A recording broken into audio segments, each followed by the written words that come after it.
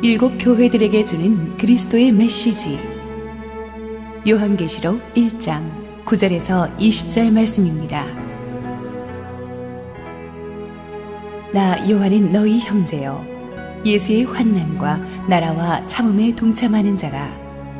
하나님의 말씀과 예수를 증언하였으므로 말미암아 밤모라 하는 섬에 있었더니 주의 날에 내가 성령에 감동되어 내 뒤에서 나는 나팔 소리 같은 큰 음성을 들으니 이르되 내가 보는 것을 두루마리에 써서 에베소, 서머나, 버가모, 두아디라, 사대, 빌라델비아, 라오디게아 등 일곱 교회에 보내라 하시기로 몸을 돌이켜 나에게 말한 음성을 알아보려고 돌이킬 때에 일곱 금촛대를 보았는데 촛대 사이에 인자 같은 이가 발에 끌리는 옷을 입고 가슴에 금띠를 띠고 그의 머리와 털의 희기가 흰 양털 같고 눈 같으며 그의 눈은 불꽃 같고 그의 발은 풀무불에 단련한 빛난 주석 같고 그의 음성은 많은 물소리와 같으며 그의 오른손에 일곱 별이 있고 그의 입에서 좌우에 날선 검이 나오고 그 얼굴은 해가 힘있게 비치는 것 같더라.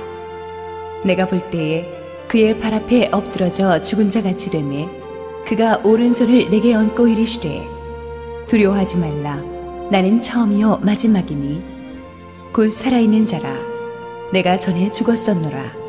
볼지어다 이제 세세토록 살아있어 사망과 음부의 열쇠를 가졌노니 그러므로 내가 본 것과 지금 있는 일과 장차 될 일을 기록하라. 내가 본 것은 내 오른손에 일곱 별의 비밀과 또 일곱 금촛대라. 일곱 별은 일곱 교회의 사자요 일곱 촛대는 일곱 교회니라. 할렐루야. 우리 하나님께 감사와 영광의 박수를 드리겠습니다. 함께 기도하시고 하나님의 말씀을 보겠습니다. 사랑하는 아버지, 은혜를 감사합니다. 오늘도 주께서 요한계시록의 그 깊고 오묘한 말씀의 비밀을 우리에게 열어주시옵소서. 예수님의 이름으로 기도했습니다. 아멘. 무슨 말을 하는가 이상으로 중요한 것은 누가 그 말을 하는가입니다. 그래서 요한계시록도 본론으로 들어가기 전에 이 요한이 주님의 영광스러운 모습을 굉장히 디테일하게 아주 섬세하게 설명을 합니다. 오늘의 본문은 지난주에 이어서 다시 한번 알파의 오메가이신 교회의 머리 되신 예수 그리스도의 영광을 요한이 할 수 있는 최대한의 언어로 설명해 놓고 있습니다. 우리가 어떤 주변 환경을 보기 전에 이 주님의 영광스러운 모습, 그것을 확실히 보는 것이 중요합니다. 9절을 먼저 함께 읽겠습니다. 시작. 나 요한은 너희 형제요 예수의 환난과 나라와 참음에 동참하는 자라. 하나님의 말씀과 예수를 증언하였으므로 말미암아 밤모라 하는 섬에 있었더니. 자, 그래서 요한이 자기를 내가 너희 형제요 예수의 환난과 나라와 참음에 동참하는 자라고 합니다. 요한은 그 당시 교회에 남아있던 최고령자고 최고 지도자고 예수님을 목격한 마지막 사람입니다. 굉장히 권위가 있는데도 요한은 그냥 내가 너와 형제라고 합니다. 그리고 예수의 환난과 같이 동참하는 자라고 합니다. 그 당시 교회는 많은 핍박을 받고 있었습니다. 예수 믿기 때문에 직장도 제대로 못 잡고 추방당하는 그런 핍박을 있지만은 그것이 바로 예수 그리스도가 겪으신 환난이라는 겁니다. 그러나 우리는 그 환난 속에서 나라를 기다린다고 했습니다. 여기서 말하는 나라는 주님 다시 오실 때 지상에 세워질 영원한 나라를 가리킵니다. 그 참음에 같이 동참하고 있다. 우리가 같이 참고 있다. 여기서 참는다는 단어는 낙이나 소가 무거운 짐을 견디는 것 같은 아주 극렬한 고통을 말합니다. 요한은 당시 성도들이 핍박 가운데 겪고 있는 그 고통을 잘 알고 있었습니다. 그런데 그 환난과 역경에 나도 동참하고 있다는 거예요. 여기서 동참한다는 말에는 교제라는 말의 의미가 담겨 있습니다. 우리가 보통 성도의 교제하면 맛있는 거 먹으면서 재밌는 간증 나누면서 이렇게 즐거워하는 걸 말하는데 여기서 말하는 교제는 차원이 다릅니다. 여기서 말하는 교제란 이 총알이 빗발치는 전쟁터에서 사선을 함께 돌파한 전우들이 가지고 있는 그 동지애와 같은 거예요. 이런 얄팍한 울고 떠드는 그런 피상적인 우정이 아닙니다. 이상하게 교회가 핍박을 받고 힘이 들수록 성도들이 단단하게 단결이 되는 것을 봅니다. 오히려 교회가 핍박이 풀리고 건물이 커지고 세가 확장되면서 교회들은 오히려 분열되고 더 싸우게 되죠. 그래서 오히려 핍박 가운데 있는 것이 교회를 영적으로 하나 되게 하는 축복일 수도 있습니다. 요한은 자기가 반모섬에 귀양 와 있다고 말합니다. 반모섬은 지금도 에베소에서 3시간 정도 배를 타고 가야 하는 아주 절의 고도입니다. 당시 로마의 죄수들을 귀양 보내서 거기서 탄광 노동을 시켰던 그런 곳입니다. 요한이 거기서 90이 넘은 나이로 18개월 동안 중노동을 하면서 유배 생활을 했습니다. 상당히 요한이 인간적으로는 섭섭했을 거예요. 요한이 누굽니까? 주님의 12제자 중에서도 가장 사랑받았던 제자예요. 게다가 요한은 예수님 돌아가시고 나서 어머니 마리아를 수십 년 동안 돌보아드렸어요. 그럼 마리아 돌아가시고 나면 하나님께서 요한의 집에 막 보석도 튀어나오게 하시고, 그래가지고 요한 집 근처 부동산 땅값도 확 오르게 하시고 막 그래가지고 요한이 그토록 주님의 사랑을 받고 어머니까지 모신 보상을 해줘야 될 거 아니에요. 그런데 요한에게 돌아온 것은 도미티안의 핍박이었습니다. 핍박의 압박이 조여오면서 가장 마지막 남은 교회 어른이었던 그 요한을 도미티아누스가 처음에는 기름솥에 튀겨 죽이려다가 그게 잘 안 돼서 귀양 보냈다는 교회사 전설도 있습니다. 요한은 하나님의 말씀과 예수를 증언하였기 때문에 핍박을 받는 거예요. 혹독한 대가를 치르는 것입니다. 여러분은 왜 예수 믿으십니까?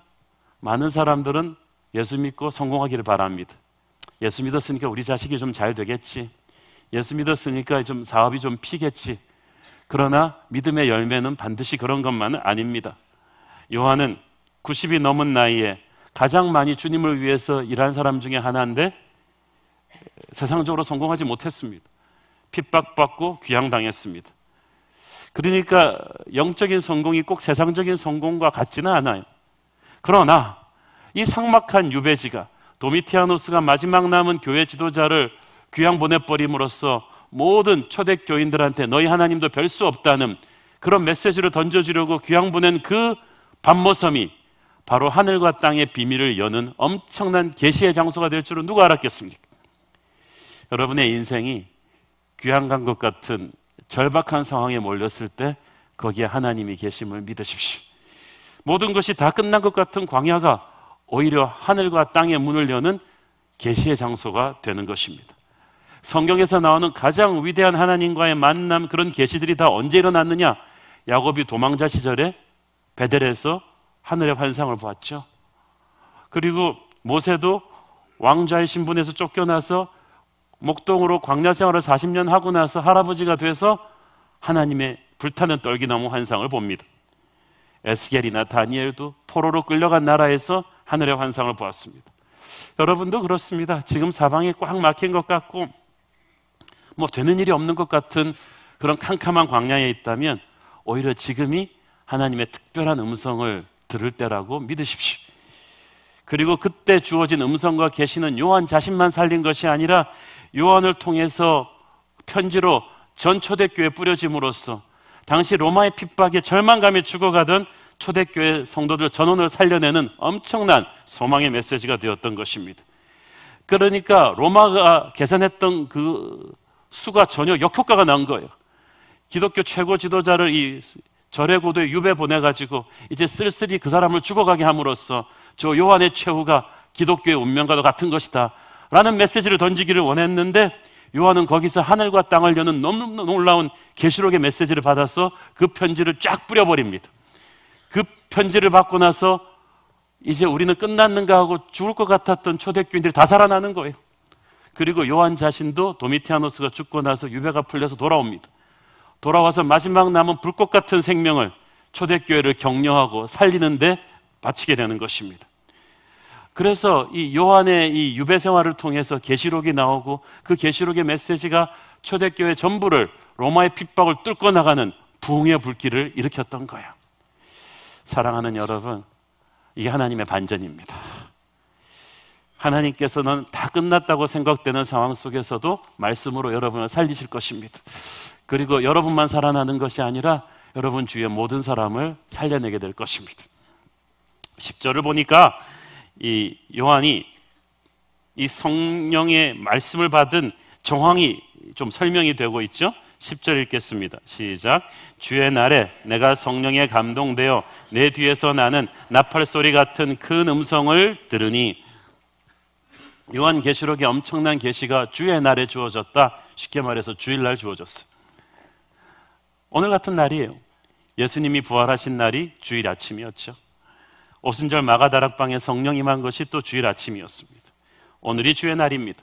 주님의 계시는 항상 임할 수도 있지만 특별히 우리가 이렇게 집중해서 정성을 다해 예배드리는 이 주일 아침이 보통 날이 아니에요.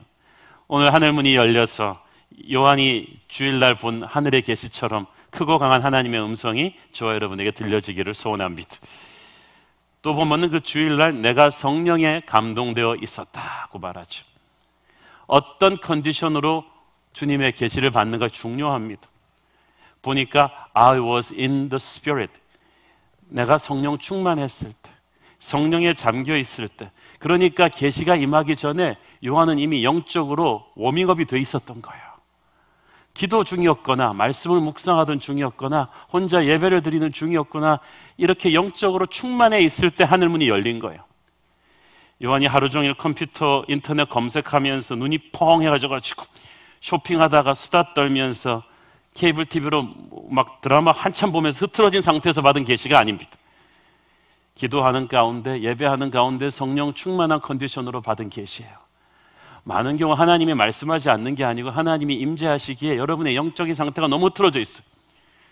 이 더러운 컵에 물 담아주지 않듯이 하나님의 임재도 아무데나 하는 게 아닙니다.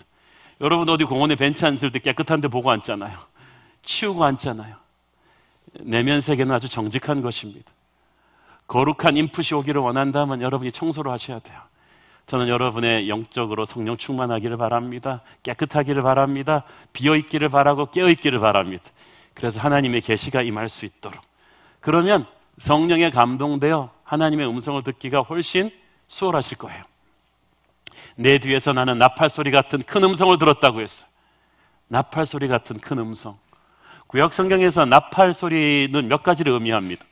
전쟁을 시작할 때, 파수꾼이 사람들을 깨워서 위기 상황을 주지시킬 때, 그리고 한 해를 열 때, 그래서 축제를 벌일 때. 그런데 그 모든 상황에 공통분모가 있어요. 그래서 하나님이 임재하실 때, 하나님의 임재가 바로 나팔 소리예요. 전쟁을 시작할 때 하나님이 앞서 나가시고, 한 해를 시작할 때 하나님이 오픈하시고 한 해를, 그리고 우리에게 경각심을 주고 파수꾼처럼 영적으로 나태해진 우리를 깨우실 때 하나님이 나팔 소리같이 우리에게 오십니다. 고난받고 있는 이 하나님의 백성들은 하나님이 침묵 때문에 괴로워하고 있어요. 하나님이 나와 함께 하지 않는다고 생각했어요. 그러나 나팔 소리는 하나님이 침묵을 깨는 것입니다. 내가 너와 함께 한다. Wake up! 내가 너를 깨울 것이다. 하나님의 임재만 느껴도요, 다시 가슴이 뜁니다. 감동과 감격이 있습니다. 오늘도 하나님이 나팔 소리처럼 우리의 잠든 영혼을 흔들어 깨우시기를 바랍니다. 이제 13절, 16절까지는 요한이 영광의 주님 예수 그리스도의 영광을 이렇게 설명을 합니다. 12절부터 읽겠습니다. 12절부터 시작. 몸을 돌이켜 나에게 말한 음성을 알아보려고 돌이킬 때에 7 금촛대를 보았는데, 촛대 사이에 인자 같은 이가 발에 끌리는 옷을 입고 가슴에 금띠를 띠고, 그의 머리와 털의 희기가 흰 양털 같고 눈 같으며 그의 눈은 불꽃 같고 그의 팔은 풀무불에 단련한 빛난 주석 같고 그의 음성은 많은 물소리와 같으며 그의 오른손에 7 별이 있고 그의 입에서 좌우에 날선 검이 나오고 그 얼굴은 해가 힘있게 비치는 것 같더라. 자, 여러분 잘 보세요. 먼저 예수님을 설명하기 전에 이 12절 13절에 7 금촛대가 놓여 있었다고 했죠. 그리고 쫙 내려오고 보면은 16절에 그 주님의 오른손에 7 별이 있다고 했어요. 7 금촛대와 7 별이 무엇인지를 알고 이걸 푸는 게 중요합니다. 20절 보세요. 시작. 내가 본 것은 내 오른손에 7 별의 비밀과 또 7 금촛대라. 7 별은 7 교회의 사자요 7 촛대는 7 교회니라. 그러니까 지금 요한이 보고 있는 7 촛대가 7 교회를 상징하고 7 별은 그 교회를 지키는 사자들을 상징하는데, 그 사이로 지금 주님께서 거니시는 거예요. 그러니까 굉장히 여러분이 지금부터 뇌리에 입력하고 계셔야 되는 것은 교회와 교회 머리 대신 주님입니다. 이 교회 가운데, 일곱 금축대 가운데 주님께서 계셨어요. 이 주님의 모습을 이제 요한이 설명합니다. 가슴에 먼저 금띠가 있는 긴 옷을 입었다고 했습니다. 이것은 구약에서 제사장들이 착용하던 복장입니다. 예수께서 신약교회를 대표하시는 대제사장임을 의미하는 것입니다. 그 주님의 영광과 권세가 이때까지 있었던 그 어떤 제사장과는 비교할 수 없는 영원한 대제사장임을 말하는 거예요.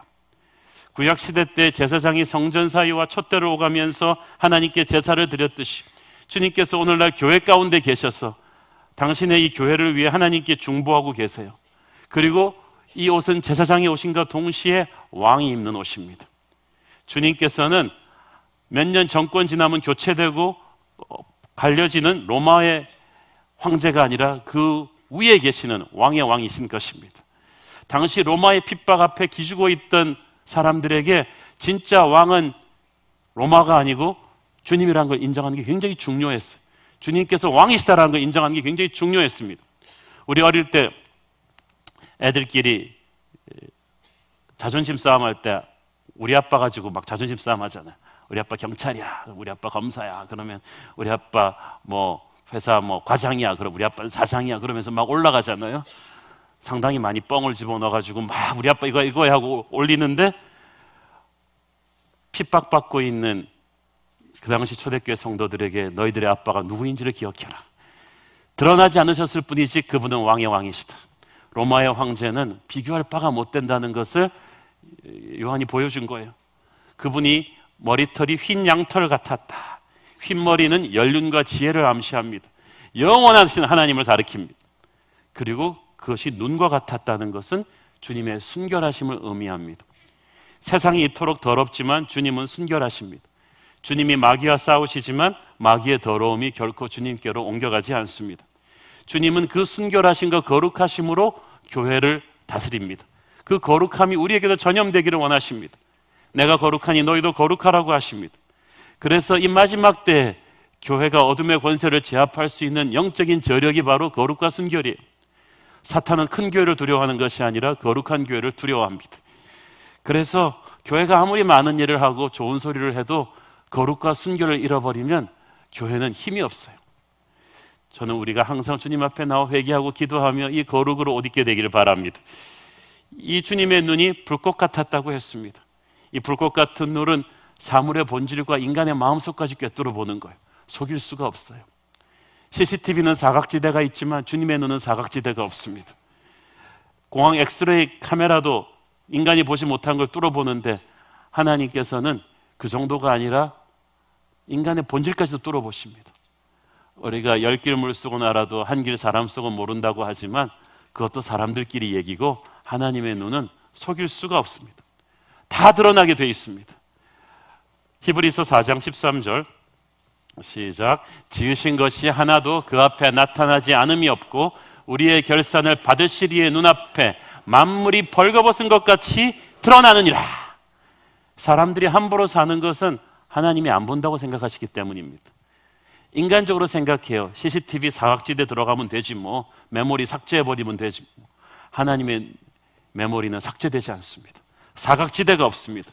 주님의 불꽃 같은 눈을 인식하는 사람은 함부로 살지 못합니다. 주님께서 그 눈으로 교회를 지키시고 계시고 어둠의 적들을 물리치고 계십니다. 여러분도 주님의 그 눈으로 영적인 분별력을 갖게 되기를 바랍니다. 어둠의 권세가 광명의 천사로 위장하고 올 때 뚫어볼 수 있는 능력, 그걸 뚫어봐야 되는 거예요. 네 번째로 주님의 발이 풀무불에 달다단 빛난 주석과도 같았다. 발은 몸을 지탱하는 기본적인 힘이거든요. 이 발이 빛난 주석과 같다는 것은 주님의 능력이 커서 원수를 짓밟으실 때 그 심판이 무섭다는 거예요. 단호한 거예요. 주님이 십자가에서 못 박히셨을 때는 그 발은 피 흘리는 발이었지만 이제 원수를 짓밟는 권능과 능력의 발입니다. 그 발은 하나님의 영광을 상징합니다. 모든 능력과 모든 권세가 그 발 앞에 무릎 꿇게 될 것입니다. 그리고 그분의 음성이 많은 물소리와도 같았다. 저는 많은 물소리 생각하면 나야가라 폭포가 생각이 납니다. 몇 년 전에 캐나다 토론토 갔을 때 딱 다이아쿠아라 폭포 앞에 도착했을 때 벌써 그 물소리가 떨어지는 그 장관, 1초에 7천 몇 톤이가 떨어진다든가 하여튼 엄청나요. 그런데 저는 또 배를 타고 그 폭포 가까이 근접하는 배까지 타봤어요. 비옷을 입고 들어가요. 그런데 그 배를 타고 들어가면요, 많은 물소리가 어느 정도냐 하면요, 저도 이렇게 음악 좋아해서 좋은 스피커들 많이 듣지만은 소리가 완전히 귀가 고막이 압도돼 버려요. 그 물소리가 너무나 커가지고 다른 소리가 들리지를 않아요. 저항할 수 없는 거대함, 권능, 위엄, 이것이 많은 물소리와 같은 하나님의 음성입니다. 사람 소리는 끌 수도 있고 막 귀를 막을 수도 있지만 하나님의 음성은 그럴 수가 없어요. 저항할 수가 없습니다. 그 거대하고 강한 음성으로 하나님이 악한 자들을 심판하기를 원하시고 우리를 사로잡기를 원하십니다. 이 하나님의 음성에 귀 기울이고 사는 사람은 세상 잡소리들이 이게 셧아웃 되는 거예요. 저는 여러분이 항상 하나님의 음성에 이렇게 압도되기를 바랍니다. 많은 물소리와도 같은 저항할 수 없는 영광스러운 음성, 그리고 그 입에서 좌우에 날선 검이 나온다고 했습니다. 이것은 하나님의 말씀을 상징합니다. 말씀의 검, 성령의 검입니다. 이 말씀이 얼마나 파워풀합니까? 우리는 말만 앞세우고 행동이 안 따르는 사람이 많지만 하나님은 말씀을 그대로 행동입니다. 그대로 현실입니다. 하나님이 말씀으로 세상을 창조하시고 운영하시고 심판하십니다. 하나님 말씀하시면 광야에서 샘이 솟습니다. 마른 뼈들이 붙어 오릅니다. 그 말씀이 오늘 지금 여러분에게 떨어지고 있습니다. 이 말씀이 좌우에 날선 검이라는 걸 무엇을 의미합니까? 이건 무기라는 거예요. 영적 전쟁에서 무기라는 거예요. 여러분이 설교를 듣는 시간, 말씀을 듣고 읽고 공부하는 시간은 어떤 시간입니까? 하나님이 우리에게 주신 말씀의 검을 아주 날카롭게 가다놓는 시간이죠. 이 검을 살아있는 교회는 모든 성도들이 들고 있습니다. 그러니까 사탄이 그 교회를 건드리지 못합니다. 저는 하나님이 여러분에게 주신 말씀의 검이 항상 시퍼렇게 날이 서 있기를 바랍니다. 어둠의 군대를 물리칠 수 있는 능력이에요. 7번째로 그분의 얼굴이 해처럼 빛났다고 했습니다. 예수님의 얼굴에서는 하늘의 영광이 쏟아져 나와요. 60년 전에 요한은 예수님을 모시고 변화산에 갔을 때 주님의 그 빛나는 얼굴을 본 적이 있습니다.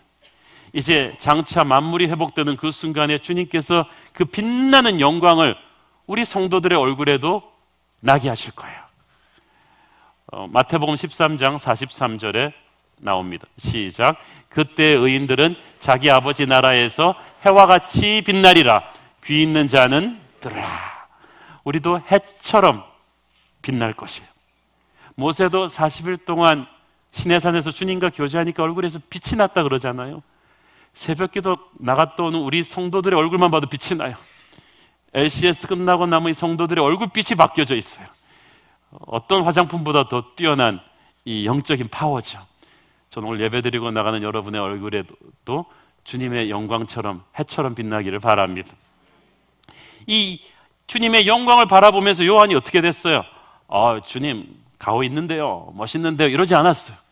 그걸 보는 순간 요한이 자기가 어떻게 했다 그랬습니까? 17절 시작. 내가 볼 때에 그의 발 앞에 엎드려져 죽은 자 같이 되매 그가 오른손을 내게 얹고 이르시되 두려워하지 말라. 나는 처음이자 마지막이니. 요한이 그 영광을 감당할 수가 없어서 그냥 죽은 자처럼 확 엎드려서 절을 했어요. 자, 여러분, 요한이 어떤 사람입니까? 우리는 몰라도 요한은 개인적으로 예수님과 친분이 있어요. 12제자 중에서도 예수님이 가장 사랑하던 제자, 그러니까 능력 있는 제자가 아니고 가장 편하게 생각하던 제자예요. 그래서 아무리 그래도 예수님이 좀 어렵잖아요, 다른 사람들은. 그런데 12제자가 최후의 만찬에서 요한은 어떻게 하고 있었다고 그랬죠? 건방지게 예수님한테 이렇게 하고 있는 거예요. 자세 안 좋아요, 이렇게 다 이렇게 하고 있어갖고 이런 버릇없는, 그래도 예수님이 요한은 그렇게 하라 그러셨어. 그렇게 편하게 예수님이 대했던 그 제자인데 60년이 세월이 흐르고 나서 늙어서 요한이 90이 돼서 주님을 봤을 때는 엎드려 버렸어요. 너무 오랜만에 봐갖고 서로 어색해서 그랬나? 그게 아니에요. 요한이 이때까지 익숙해 있던 것은 인간의 몸을 입은 예수 그리스도예요. 그러나 지금 요한이 보는 것은 자기가 옛날에 모르고 함부로 기어올랐던 예수님의 신성을 본 거예요. 하나님이신 예수 그리스도를 본 거예요. 그러니까 주님이 친구 같은 분이셨지만 자기가 기어오를 수 있는, 함부로 대할 분이 아니라는 걸 그때 딱 깨달은 거지.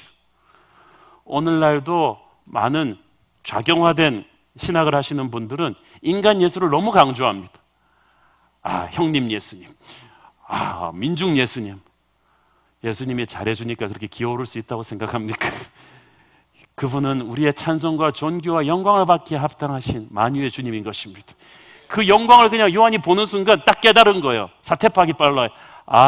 내가 인간 예수님은 스승님으로 모시고 쉽게 그렇게 했지만 이제 아니구나. 이분은 나의 찬송과 존귀와 경배를 받으셔야 할 분이구나 라고 딱 깨달은 거예요. 여러분도 인간 예수가 아닌 하나님으로서의 예수님의 영광 앞에 무릎 꿇기를 바랍니다. 고린도후서 5장 16절 시작. 그러므로 우리가 이제부터는 어떤 사람도 육신을 따라 알지 아니하노니 비록 우리가 그리스도도 육신을 따라 알았으나 이제부터는 그같이 알지 아니하노라. 육신을 따라 아는 인간적인 틀로 보는 예수가 아닌 하나님이신 예수를 이제 인정해야 된다는 것입니다. 그리고 그분을 하나님으로 인정하고 엎드릴수록 빨리 복종하게 되고 빨리 복종할수록 그분이 계시해 주는 진리도 깊어질 것입니다. 주님께서 그 영광으로 요한을 기죽이려고 오신 게 아니에요. 주님은 마귀를 압도하고 기죽이려고 오신 것이지 하나님의 자녀들은 격려하시고 위로하기 위해서 오셨습니다. 주님은 요한을 심판하러 오신 것이 아닙니다. 그래서 요한을 이렇게 깨우십니다. 요한아, 너 왜 이렇게 안 하던 짓 하고 그러냐? 두려워하지 마라. 두려워하지 마라. 나는 알파의 오메가니라. 그리고 말씀하십니다. 18절 읽겠습니다. 시작. 곧 살아있는 자라 내가 전에 죽었었노라. 볼지어다 이제 세세토록 살아있어 사망과 음부의 열쇠를 가졌노니. 주님께서 우리를 위해서 십자가에서 돌아가시고 부활하신 얘기를 하고 있는 것입니다. 그리고 부활하셔서 다시는 돌아가지 않으시고 영원히 살아계시는 영원자가 되시는데 그분께서 사망과 음부의 열쇠를 가졌다. 이 말이 무슨 말입니까? 열쇠는 권세예요. 이제 죽음을 먼저 우리보다 맛보신 주님께서 죽음을 그냥 견딘 정도가 아니라 죽음의 권세를 이기고 정복하셨다는 것입니다. 그래서 이제 자기 십자가로 구원하신 모든 자들에게 그 죽음을 이기는 부활의 능력을 주신다는 거예요. 미국 콜로라도 주에 한 야생 공원에 댄이라는 청년이 하이킹을 갔습니다. 하이킹을 가면서 이렇게 사람들이 가지 않는 깊은 이쪽 산속으로 들어갔는데 하이킹 잘하는 사람들은 거기로 들어갑니다. 근데 반드시 그때는 국립공원 안내인이 와서 같이 가야 됩니다. 그 안내인 가이드가 따라 나와서 이 댄이를 인도해서 아주 아름다운 곳을 많이 보여주는데 이제 동굴로 들어가는 거예요. 이 동굴을 지나야 아름다운 곳이 나온다는데 이 동굴이 이 안내인을 따라가는데 이게 문제는 폭이 점점 좁아지는 거예요.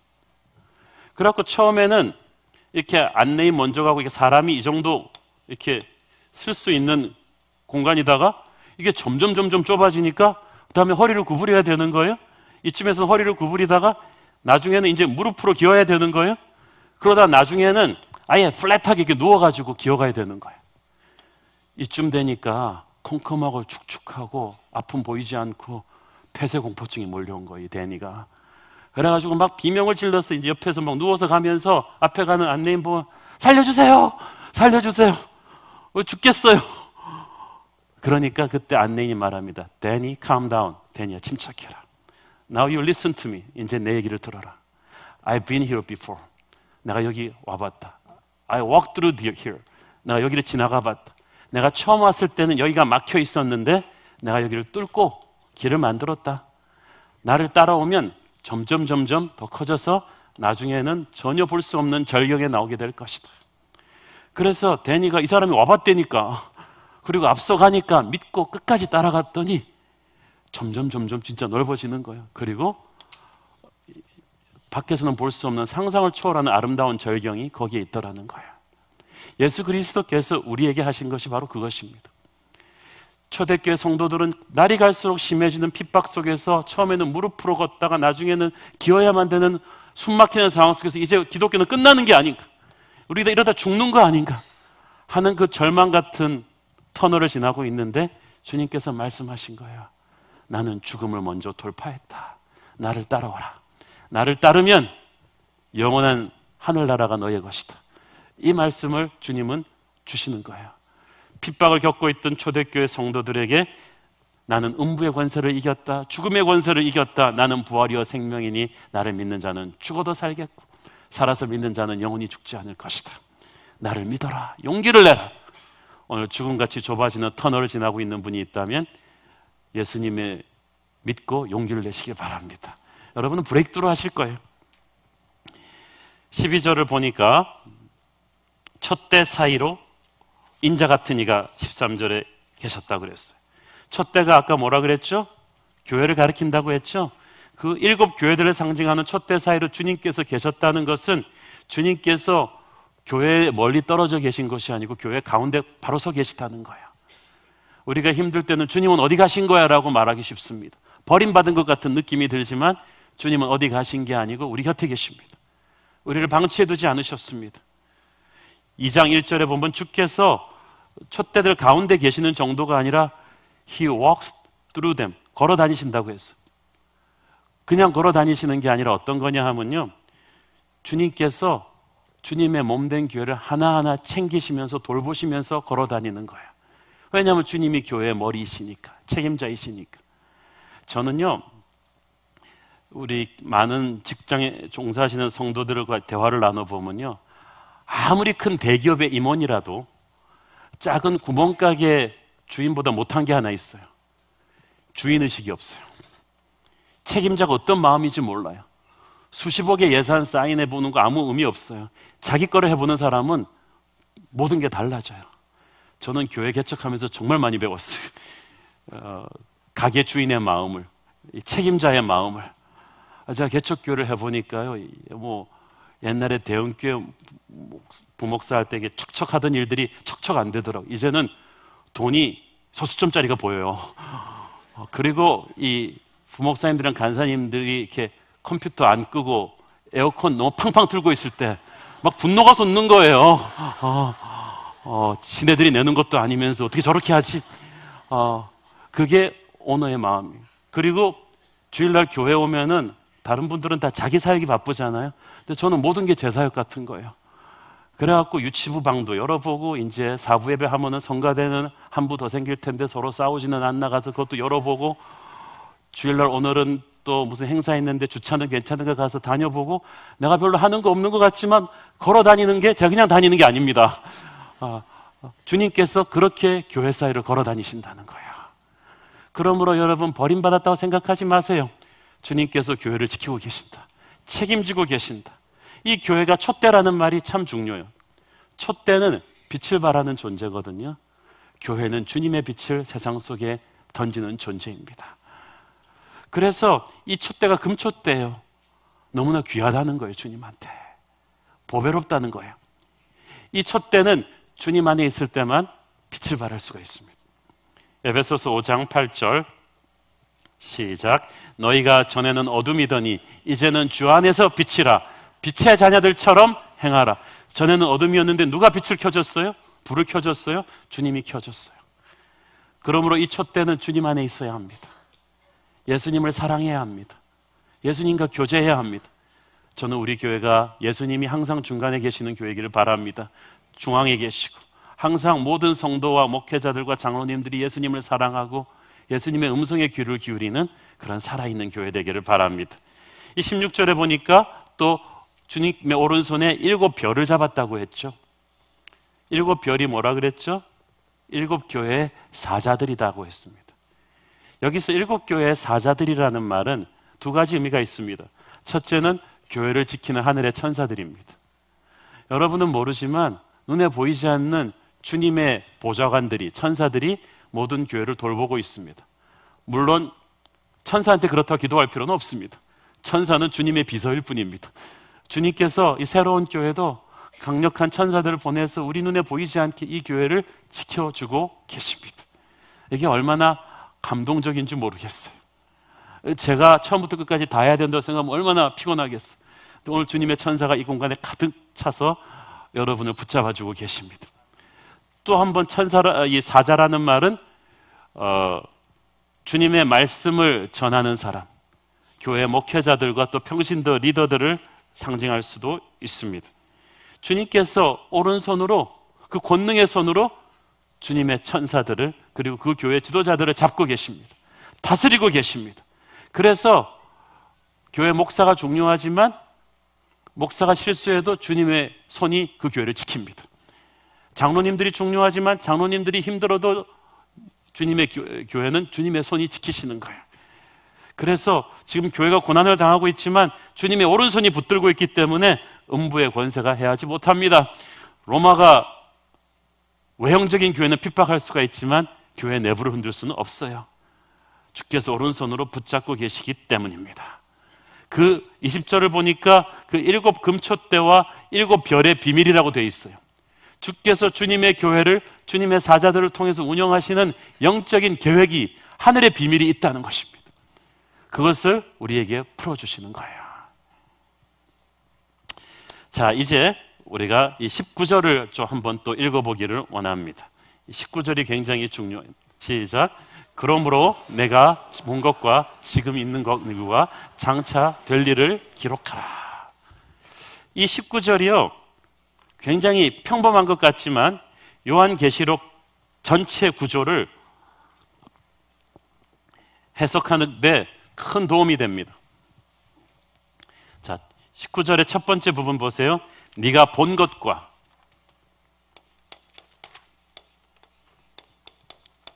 그 다음엔 지금 있는 일과, 그리고 장차 될 일을 기록하라.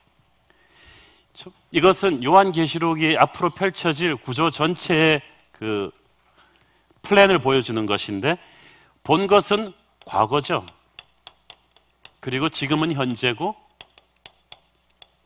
장차는 이제 미래를 의미하는데, 요한계시록 1장을 보면 과거부터 쭉 함께 계셨던 예수 그리스도의 모습을 설명합니다. 요한계시록 2장부터 3장을 보면 교회들의 이야기가 나옵니다. 7 교회들의 특징과 7 교회들에게 주는 맞춤형 주님의 메시지가 나옵니다. 그리고 4장부터 21장까지를 보면은 앞으로 될 일, 세상의 역사와 현실, 그리고 종말, 이런 것들을 다루고 있어요. 특별히 6장 이후부터는 땅에서 벌어지는 피비린내 나는 이 전쟁에 대해서 예언을 하고 있습니다. 이 계시록의 이 요한계시록 전체가 전개되는 이 순서를 잘 보면은 여기도 메시지가 있어요. 하나님께서 먼저 핍박받고 있는 성도들에게, 지금 당장 현실의 답을 원하는 분들한테 현실이 아닌 예수 그리스도의 영광을 묵상하는 데 가장 먼저 초점을 두십니다. 그 다음에 각 교회들에게 주는 메시지를 주십니다. 각 교회의 장점과 단점을 하나님의 눈으로 바라보게 하십니다. 어떤 교회는 에베소 교회, 어떤 교회는 뭐 빌라델피아 교회처럼 칭찬과 격려를 받는 교회도 있지만, 어떤 교회는 또 뜻밖의 꾸지람을 많이 듣는 교회도 있습니다. 그때 하나님의 관점으로 교회를 보는 게 어떤 것인가가 나오는 거예요. 어떤 교회는 자기는 세상적으로는 잘난 교회라고 생각했는데 하나님한테 야단 많이 맞아요. 어떤 교회는 자기들이 참 보잘것없고 초라하다고 생각했는데 하나님께 격려를 많이 받아요. 하나님께서 그래서 하나님의 눈으로 자기 교회를 평가하기를 원하시고, 그 다음에 이게 끝난 다음에야 비로소 역사를 바라보게 하시고 현실을 바라보게 하시고 앞으로 미래의 세상의 방향을 바라보게 하십니다. 이 순서가 의미가 있지 않습니까? 왜냐하면 우리는 보통 거꾸로 하거든요. 보통 우리는 열심히 우리의 현실을 바라봅니다. 그리고 우리의 미래를, 종말을 점칩니다. 주식이 앞으로 어떻게 될까? 앞으로 어떤 직종이 유행일까? 우리는 어느 대학을 가야 되지? 우리의 현실과 미래를 바라보는데 너무나 많은 시간을 투자해요. 성경 보는 것보다 하루 뉴스 보고 가십하고 인터넷 보는 게 많은 분들은 이런 부류입니다. 이거 회개하셔야 돼요. 그리고 나서 그 다음에 우리가 하는 거는 이 교회 저 교회 막을 하는 거야. 아니, 무슨 교회는 이렇다더라, 저런 교회는 이렇다더라, 그리고 우리 교회는 좀 이렇다더라, 막 교회 문제를 가지고 다루는 거예요. 그러면 지금 이 사람들은 어떻게 돼요? 세상의 눈으로 자꾸 교회를 분석하고 평가하는 거예요. 그리고 나서 시간 좀 남으면 아, 피곤하다. 할 일 없으니까 예배나 드릴까? 그러면서 마지막 남은 기운으로 묵상을 찔끔하는 거야. 주님은 흘낏 보고 세상은 열심히 보고. 그것이 많은 크리스찬들의 패턴인데 이게 아니라는 거예요, 주님께서는. 사랑하는 여러분, 요한계시록의 이 순서는 우리에게 어떤 메시지를 줍니까? 핍박당하고 어렵고 복잡한 네 현실의 문제 잘 안다. 급한 건 내가 잘 아는데, 그러나 가장 중요한 것은 알파의 오메가의 나를 네가 확실히 아는 것이다. 지금은 큰 교회들도 많고 그 교회 건물들은 세상 건물과 비교해도 뒤지지 않습니다. 그러나 초대교회 당시의 건물들은 너무나 미비하고 연약했어요. 터키 그리스 성지순례 가보면요, 교회 터들은 7교회 터들을 우리가 가봤잖아요. 이거 에게 없어요. 별로. 돌 몇 개 남아있어요. 왜냐하면 그 당시 교회 건물이 없었어요. 교회는 300년 동안 건물이 없었어요. 핍박당하는데 건물을 세울 수가 있나요? 그러면 성도들 집에 가서 하우스 철치를 하고, 안 그러면은 지하 캐타콤으로 들어가는, 그게 전부였습니다. 그러나 그 당시 황제 숭배하던 신상이나 아폴로, 제우스 같은 휘랍의 신들을 숭배하던 곳, 그리스 아테네의 그 판테온 신전 같은 걸 보면 지금도 뭐 웅장합니다. 입이 쩍쩍 벌어집니다. 관광객들이 줄을 섭니다. 그러니까 그 당시는 어땠겠어요? 수많은 로마 군병들이 거기를 쫙 메운 가운데 황제가 딱 나타나면은 그냥 다들 엎드리는 거예요. 정말 눈에 보기에는 황제가 신이에요. 그러나 건물도 없고 가난하고 핍박받으면서 순교당하던 그 당시 크리스찬들이 요한계시록 이후부터 물러서지 않았어요. 왜냐하면 그 눈에 보이는 영광과 비교할 수가 없는 주님의 영광을 엄청 묵상했거든요. 주님을 본 눈으로 여기를 보기 시작하면요, 달라져요. 무엇을 보느냐보다 어떤 시각으로 보는가거든요. 태양을 본 사람은 그 다음부터는 어떤 화려한 인간의 빛을 봐도 기죽지 않습니다. 지금 우리 교회는, 한국의 크리스찬들은 세상을 너무 열심히 바라보고 있어요. 그리고 세상의 눈으로 교회를 평가하고 있어요. 그러면은 시험 들고 움츠러들어요. 그리고 나서 하나님을 찔끔 봐요. 그러나 이걸 거꾸로 해야 된다는 거죠. 세상을 열심히 바라보지 말고 먼저 그리스도를 바라보는데 최우선 순위를 둬라. 교회가 너무 현실의 문제를 답하려고 노력하지 말고 현실을 뛰어넘으신 그분의 영광과 능력을 묵상하는 데 집중해라. 예배는 우리의 힐링을 위해서가 아니라 하나님의 영광을 느끼기 위해서예요. 히브리서 3장 1절 시작. 그러므로 함께 하늘의 부르심을 받은 거룩한 형제들아, 우리가 믿는 도리의 사도이시며 대제사장이신 예수를 깊이 생각하라. 저는 여러분이 예배를 깊이 드리기를 바랍니다. 세상은 대충 보시고 예수님을 깊이 바라보세요. 신문은 대충 보시고 말씀은 깊이 보셔야 돼요. SNS는 대충 보시고 예수 그리스도를 깊이 바라봐야 합니다. 그분이야말로 24시간 우리의 시선을 꽂아야 될 큰 바위 얼굴인 것입니다. 예수를 깊이 바라보지 않고 세상을 바라보면 100% 시험 들게 되어 있습니다. 예수를 제대로 예배하지 않은 사람이 교회를 바라보고 교회를 운영하면 100% 그 교회는 3000% 빠집니다. 저는 저희 교회 장로님들, 순장님들이 예수님을 예배하는 데 최우선 순위가 된 분들이길 바랍니다. 새벽 기도 자리를 지키시고 큐티 자리를 지키고 예배 자리에 최우선 순위를 두는 분들이 교회를 제대로 영적으로 끌고 갈 수가 있어요. 그렇게 돼야 우리는 역사, 현실에 끌려가는 교회가 아니라 현실을 주도하는 그런 교회가 되는 거예요. 그것이 주님의 꿈이에요. 눈에 보이는 교회의 현실 앞에 교만하거나 절망해질 필요가 없습니다. 교회를 쥐고 계시는 예수 그리스도의 모습을 봐야 돼요. 그리고 주님께서 그 교회를 다스리실 때 주님께서 교회를 통해서 어두운 세상을 밝혀나가십니다. 에베소서 1장 22절 23절 시작. 또 만물을 그의 발 아래에 복종하게 하시고 그를 만물 위에 교회의 머리로 삼으셨느니라. 교회는 그의 몸이니 만물 안에서 만물을 충만하게 하시는 이의 충만함이니라. 온 우주와 역사가 그리스도의 다스림을 받습니다. 그런데 예수께서 그리스도께서 교회를 통해서 다스리십니다. 이걸 여러분이 믿는 게 중요합니다. 주님께서 한국의 운명을 결정하실 때 청와대 대통령의 결재 서류를 보고 결정하시는 게 아니라 한국 교회를 보고 결정하십니다. 한국 교회는 얼마나 나를 사랑하나, 한국 교회는 얼마나 말씀대로 살려고 몸부림을 치고 있는가, 한국 교회의 기도는 얼마나 진실함이 있는가, 이걸 보시고 역사의 운명을 결정하십니다. 그러므로 교회의 건강한 것은 그 나라와 그 시대의 운명을 결정하는 너무나 중요한 척도인 거예요. 그러므로 여러분은 책임의식을 가져야 돼요.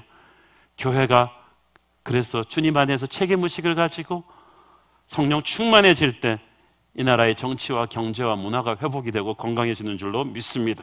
저는 우리 새로운 교회가 부흥하면서 어두운 한국 사회를 밝힐 수 있는 그런 촛대 같은 교회 되기를 축원합니다.